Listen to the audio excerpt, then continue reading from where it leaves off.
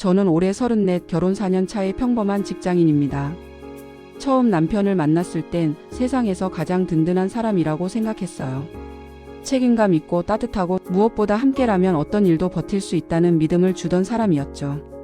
우린 2년의 연애 끝에 결혼했습니다. 서로 돈을 모아 전세를 얻고 작은 가전 하나하나 같이 고르며 이게 진짜 우리 집이구나. 그 말에 설렘을 느끼며 잠 못 이루던 날들이 아직도 생생해요. 그때까지만 해도 몰랐습니다. 결혼이 이렇게 현실적인 무게로 다가올 줄은요. 결혼 1년쯤 지나서 남편이 다니던 회사가 구조 조정을 했어요. 한두 달만 쉬고 다시 나갈게. 그 말을 믿었죠. 그럴 수도 있으니까요. 하지만 한두 달이 석 달이 되고 반년이 되었어요. 처음엔 이력서를 쓰고 면접도 다니던 남편이 점점 TV와 게임에 빠져 지내기 시작했습니다. 저는 맞벌이라 회사 다니면서 생활비를 감당했어요. 전세, 대출, 카드가, 관리비, 보험료. 조금만 더 곧 일 시작하겠지. 스스로를 위로하며 버텼습니다. 하지만 남편은 변하지 않았어요. 요즘 시장이 안 좋아. 내 경력에 맞는 자리가 없네. 그 말만 반복했습니다. 어느 날 퇴근 후 집에 들어왔는데 식탁엔 치킨 상자와 맥주 캔이 널브러져 있었어요. 오늘 면접은 어땠어? 남편은 짜증 섞인 목소리로 말했어요. 아, 거기 조건이 별로야. 연봉도 너무 낮고. 그 말이 가슴에 꽂혔어요. 나는 하루 종일 버티는데 당신은 조건 타령이야? 그날 이후로 구직 이야기는 금기가 됐습니다. 제가 꺼내면 항상 그만 잔소리해로 끝났어요. 시간이 지날수록 혼자 이 집을 떠받치고 있다는 생각이 들었어요. 전기요금이 밀렸을 때조차. 남편은 그걸 왜 이제 알아? 내가 관리 잘했으면 안 밀렸잖아. 그 말에 숨이 막혔어요. 생활비의 90%를 제가 내고 있었는데 그는 고맙다는 말 한마디 없었어요. 그날은 제 생일이었어요. 회사에서 케이크를 받았지만 마음이 허전했어요. 집에 오면 생일 축하해. 한마디 듣고 싶었거든요. 하지만 그는 여전히 게임을 하고 있었어요. 오늘 내 생일인 거 알고는 있지? 아, 맞다. 미안. 요즘 정신이 없네. 그 한마디에 눈물이 터졌어요. 정신이 없다니 도대체 뭐가 그렇게? 그날 밤 거울 속 제 모습이 너무 초라했어요. 그때부터 균열이 생겼습니다. 이 사람은 나 없이도 괜찮을까? 아니, 나는 이 사람 없이도 괜찮을까? 그 균열은 점점 커졌습니다. 남편은 여전히 구직 중이라 했지만 실제로 면접은 거의 가지 않았어요. 그러다 어느 날 제가 반차를 내고 일찍 귀가했을 때 남편이 친구들과 PC방에 있는 걸 봤어요. 그날도 면접이 있다고 말했던 날이었죠. 오늘 면접은? 아, 취소됐어. 그냥 잠깐 나온 거야. 그 잠깐이란 말이 내 하루를 부정하는 것처럼 들렸어요.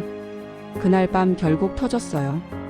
당신 도대체 언제까지 이렇게 살 거야? 나도 노력하고 있어. 그게 노력이라고? 게임하고 친구 만나고 내 돈으로 밥 먹고 술 마시는 게? 그는 소리쳤어요. 나 지금 힘들다고 했잖아. 당신은 왜 맨날 돈 얘기만 해? 그럼 누가 해야 해? 나는 회사에서 눈치 보며 버티는데 당신은 뭐 하나 책임지질 않잖아. 그의 얼굴이 굳었어요. 그리고 차갑게 말했죠. 당신은 돈 잘 벌어서 좋겠다. 나보다 나은 사람 만나지 왜 나랑 살아? 그 한마디에 모든 게 무너졌습니다. 며칠 동안 서로 말을 하지 않았어요. 그러던 중 통장에 게임 캐시 충전 50만 원이 찍혔습니다. 남편이 제 카드로 결제했어요. 이게 뭐야? 아, 그냥 잠깐 쓴 거야. 나중에 갚을게. 당신은 뭐든 잠깐이야. 잠깐 쉰다더니 반년, 잠깐 쓴다더니 생활비가 바닥나고 이젠 내 돈으로 게임까지? 그는 아무 말도 하지 않았어요. 그 침묵이 더 무서웠습니다. 그날 밤 처음으로 이 결혼을 끝내야 하나. 진지하게 생각했습니다. 하지만 다음날 남편이 조용히 말했어요. 미안해. 이번엔 진짜로 바꿀게. 그 말 너무 익숙했어요. 하지만 그날부터 남편은 조금 달라졌습니다. 아침에 일어나 이력서를 쓰고 면접을 보고 불합격해도 다시 도전했습니다. 저는 여전히 의심했지만 한편으로는 믿고 싶었습니다. 이번엔 정말일지도 몰라. 며칠 뒤 남편은 작은 회사 면접을 봤어요. 이번엔 제발 붙었으면. 하지만 결과는 불합격. 그는 조용히 술을 마셨고 저는 말없이 그 옆에 앉았습니다. 나는 왜 이렇게 안 되는 걸까? 그 한마디에 마음이 흔들렸어요. 그도 무너지고 있었던 거예요. 괜찮아. 아직 늦지 않았어. 저는 그렇게 말했고 그는 고개를 끄덕이며 대답했습니다. 이번엔 진짜로 해볼게. 그날 이후 조금씩 달라졌습니다. 남편은 새벽에 일어나 커피를 끓이고 제가 출근할 때 힘내자는 말을 했습니다. 낯설었지만 그 말이 참 따뜻했어요. 그리고 그는 정말 구직에 매달렸습니다. 계약직이라도 좋다고 했어요. 이제는 도망치지 않을게. 그 말에 눈물이 날 뻔했어요. 하지만 삶은 여전히 험했습니다. 2달 뒤 회사가 급여를 밀렸어요. 남편은 다시 지쳐갔지만 이번엔 도망치지 않았습니다. 이럴 거면 뭐 하러 시작했나 싶다. 그래도 지금은 버텨야 해. 그는 고개를 끄덕이며 말했어요.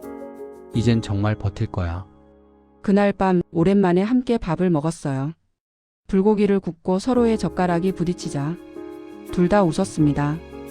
남편이 제 손을 잡으며 말했어요. 그동안 미안했어. 그 한마디가 그 어떤 말보다 무거웠어요. 나는 당신이 무책임한 게 싫었던 게 아니야. 그냥 나 혼자만 책임지는 게 외로웠던 거야. 그는 아무 말도 하지 않았지만 조용히 제 손을 꼭 잡았습니다. 그날 이후 우린 다시 대화를 시작했습니다. 완벽하진 않아요. 가끔은 어색하고 가끔은 지난 일들이 떠올라 가슴이 먹먹해요. 하지만 이젠 서로를 피하지 않습니다. 며칠 전 남편이 말했어요. 요즘은 일하는 게 즐거워. 일이 있다는 게 이렇게 감사한 건 줄 몰랐어. 저는 웃으며 고개를 끄덕였어요. 그래, 이제야 알겠지. 책임이란 건 짐이 아니라 누군가를 지키기 위한 약속이라는 걸. 사람이 한번 무너지는 건 순식간이지만 다시 일어서는 건 참 오래 걸립니다. 그리고 그 옆에서 기다리는 일은 무너지는 것보다 더 힘들죠. 하지만 누군가가 진심으로 변하려 한다면, 그리고 그 진심이 전해진다면 우린 다시 시작할 수 있습니다. 우리의 결혼은 완벽하지 않아요. 상처도 많고 후회도 있죠. 하지만 그 안에는 여전히 함께 버텨보자는 마음이 남아 있습니다. 그게 어쩌면 진짜 사랑의 형태 아닐까요? 책임이란 누군가를 위해 다시 일어서는 용기입니다. 그리고 용서는 그 용기를 믿어주는 마음입니다.